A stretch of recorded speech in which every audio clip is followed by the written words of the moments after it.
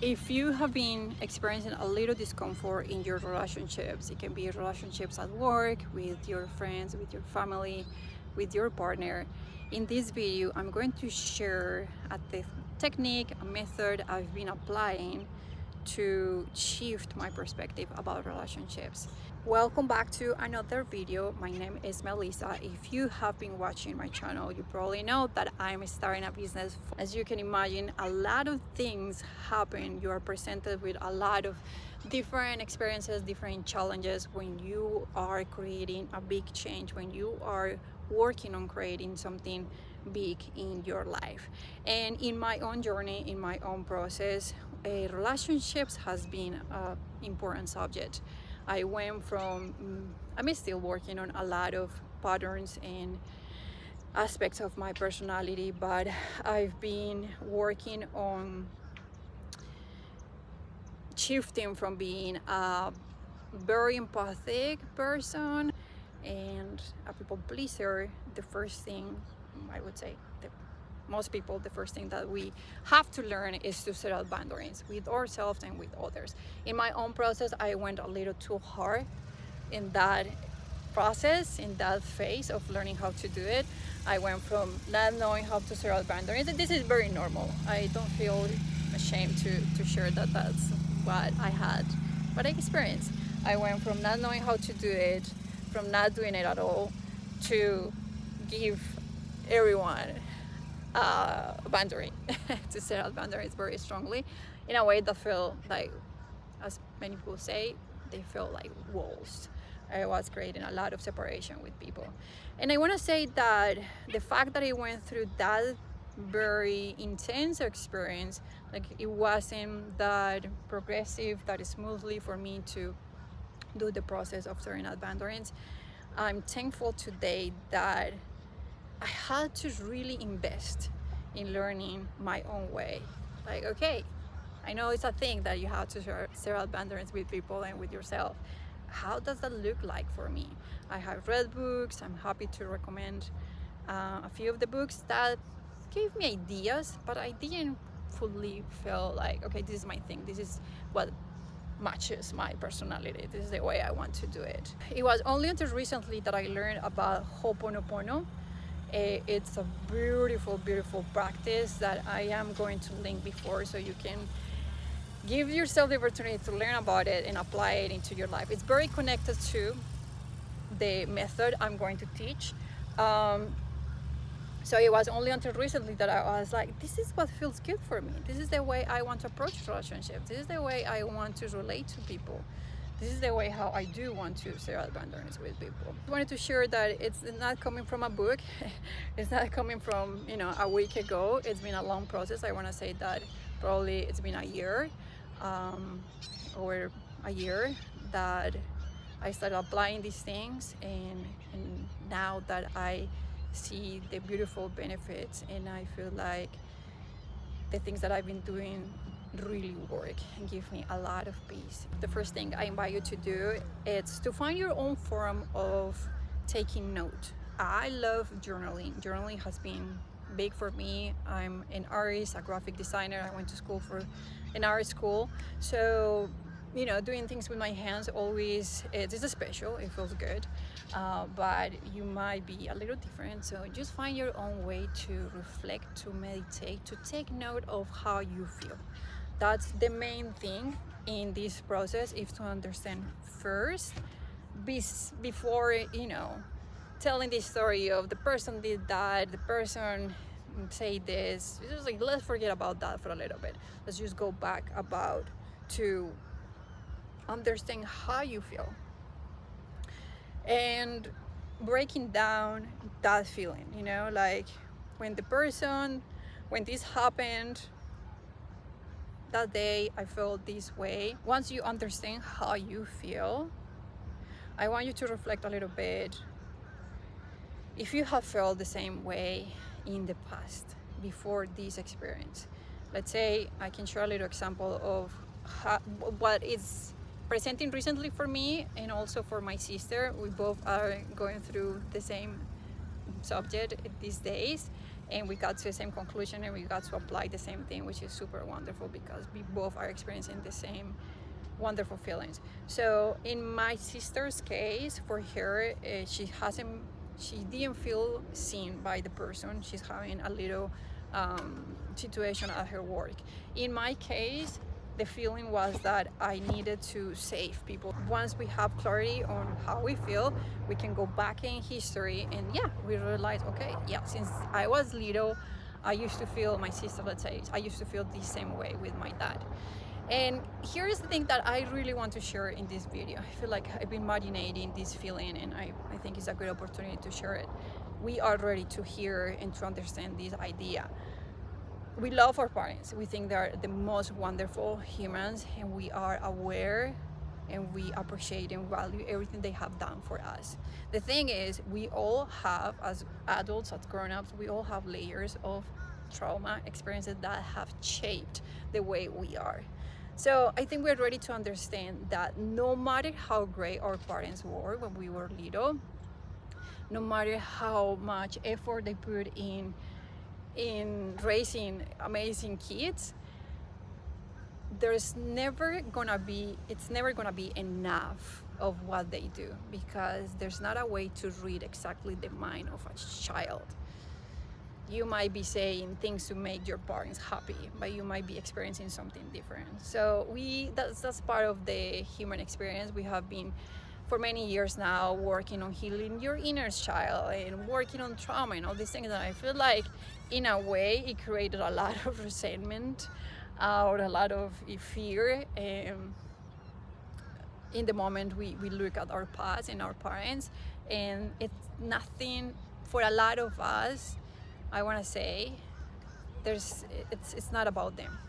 It's about the experience we needed to live in our lives, the things that we needed to learn in our human experience. Her experience as a little girl was feeling like she wasn't being seen, recognized, and valued by my dad. So since she was little, she's been attracting situations at work, in relationships, in different environments, situations that have reinforced that feeling inside of her. So that feeling, we can say, that is activated in her experience. That's the first thing that I would love you to be aware of. When we are feeling emotionally activated about something, I have something that is very itchy in my nose. I think it's allergies to something. And sorry if I'm picking my nose. So everything that as adults create us strong feelings, like we just feel bad about it, we feel uncomfortable. The only reason why that happens is because that's been activated in our experience. Since we have been little, something happened. We don't know. And the one other thing that I want to emphasize now that I gave the little explanation about our parents, that a lot of the times it does not have to do with our parents or the close people around us. A lot of the times it has to do with the movies we watched when we were little. We traumatize ourselves even in our adult life with many experiences. You know, you see an accident on the street and you saw blood, or you know, the person without an arm or things like that. You're putting all that information, everything we are exposed to, everything we listen, we hear, we see, everything we experience. It's like our brains are recording all this information. I think we need to become aware to this idea. So that's why I don't watch news. So that's why I'm very selective with the TV that I watch, the podcasts, the books that I read. So what happens is that when we experience something, the feeling we have about that thing that we are experiencing is the things that we have recorded in our experience, in our minds, in our bodies. We have seen many times how a situation happens. The weather changes, you know, it's super sunny in here and it starts raining and there's a crazy storm, and some people start dancing in the rain and other people freak out and their day is ruined. Why do you think that happens? It's because we have different associations to one same thing. And those associations are created through our lives. Depending on how we feel at that moment that thing happened, we create a positive or a negative association. For this step, you can do something that is a little fun. You don't have to do it. You can just imagine it in your mind. But if you are journaling, you can draw the shape of a body and put the feelings around the body. That's going to help you to remind that not feeling seen is something that is activated inside of your experience. That's something that is activated for you. If you remember, let's say, if that's your thing, not feeling seen, go back to when you were little at school and remember, the classmates or your friends around, in your neighborhood that did feel seen, or you can look in your current life, like people that you think that they do feel seen. My nose is going to explode, Jesus Christ. Oh, this example of this person that you think that has felt seen through their lives, that feels seen at the moment, and you can bring the person into the situation that you are experiencing, and you can ask yourself, would this person feel the same way I'm feeling about what's happening with this person? And I'm giving the example of being seen. Use what you're experiencing. Once you find the feeling you have, what is activated, think of a person that has not that feeling, that doesn't carry that, and bring it into the situation. And try to reflect and think if that person will feel the same way you feel. I'm sure you're going to realize that the person wouldn't react the same you're reacting, wouldn't feel the same way you're feeling. So the next step here is, now that you are very aware that that's something that you carry, that it's on you, it's not about the other person. You can actually make a drawing of the other person and what you think is activated in their experience. That's gonna help you to understand that we all humans, we carry things that are activated in our fields, in our lives. To think that when we experience this discomfort, these situations with people, it's an invitation from life, God, universe, whoever, to take care of those things that we still carry that are activated. So in a way, we are, if you look from this perspective that I'm just sharing, that also starts shifting the way you see the other person. You start seeing that conflict, that thing is an opportunity and not something that is happening to you. I think I saw something super sweet on Instagram. We have seen it. I'm sure you have seen it. Maybe I can post it here. Things don't happen to you, things happen for you. That's when we shift our perspective and we start seeing things as opportunities. Questions that you can start, journaling.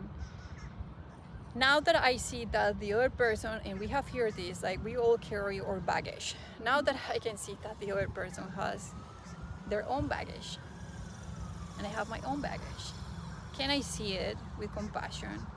Can I see this person as other human and not as my enemy, or not as someone that I don't like, or someone that I don't want to see, someone that I hate? I don't know how strong your feelings are, but can I see this person as another human as I am? The last step in this process is to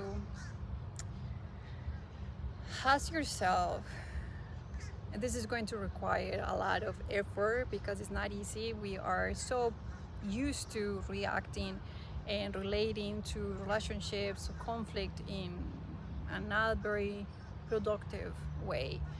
So the question that I invite you to journal, to think about is that can I see this person as healed?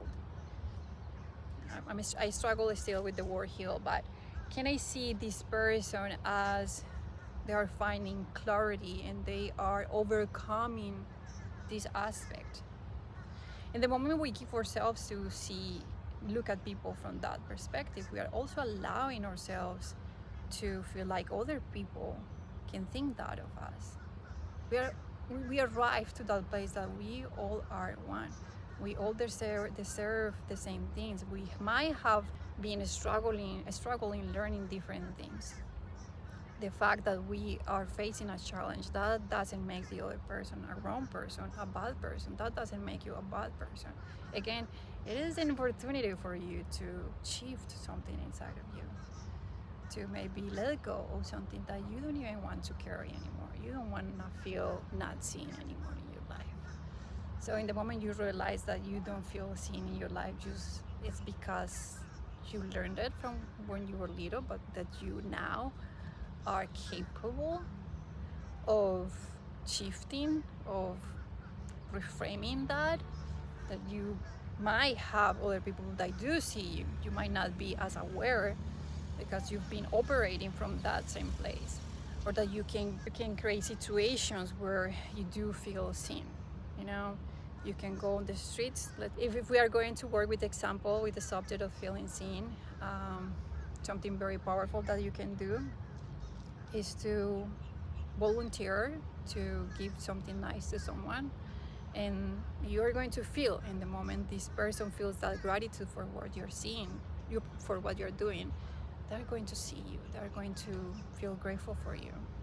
So there are many ways how we can cultivate this feeling, if that's a feeling that you might be lacking since you were little, just to start shifting this story, to start shifting the way we are feeling. We might still have to set boundaries with people. I just want to invite you to do this process before you do it. We might not be meant to be friends with everyone, but we can experience more peace inside of us about everyone. We might not be, we already know this, you know, we have different kind of friends. We have friends to meditate, friends to go party, friends to cook, but we don't connect in all the ways with everyone. So I'm not teaching you this, I'm not showing these methods just for you to think that you can be friends and you can love everyone. No, but you can have a different experience inside of us, inside of you, and you can start attracting different situations. You can start relating to discomfort and conflict from a more peaceful way. So before you take action on setting up a boundary, if that's the case, if that's the direction things are going, I recommend you to first take a little space from the person and the situation if you can. I think at work is a little challenging, but you can always say like, I would love to take a little time to reflect about how I feel, and I will get back to you on this. There are always ways how you can create that space in yourself and practice this exercise of, you know, the little drawing I was telling you at the beginning. Find first what is it inside of you that's happening, where that's coming from. Become aware of that and give yourself the opportunity to change that, because when we change it, when we realize that that's something that we can change it, and that the other person might have something similar, when we create that acceptance about we having those things activated, and we create a lot of compassion. So do all these steps that I share in the video first, and I'm sure something is going to start changing, a feeling is going to start changing inside of you, and you can then go and spend time, if you have the opportunity, with this person with that new perspective, with those new lenses, where you now are aware that the other person is a human with a lot of things activated as you are. But can you, from that new perspective you created, look at this person and experience the interaction with this person, and put on the side all the negative things, all the bad associations or perspectives you have had about this person. Because the more you think about those, the more you recreate them, the more activated they're gonna stay. And the moment we don't think about them, we remove them. They don't exist. And just think that there are people in their lives that don't see those things activated that you are seeing. They don't see the negative things about this person. I'm 100%, even if it's the worst person, even if it's Trump, that's a great example. Even if you don't like Trump, there are people that see the good in him. Or there are some people that even they can see good things about him, and they can see him, they can have acceptance for the person he is. You know, because seeing someone means seeing the good and seeing the not great, you know, the unhealed, the unprocessed things. if you have to set up boundaries with this person, I'm 100% sure that you are going to set up those boundaries with this person with a lot of love and a lot of compassion if you do this process before. I wish you the best on your process, on experimenting with this method that I'm sharing in this video. Thank you so much for being part of this journey. Thank you so much for watching. Until my next video, peace and love.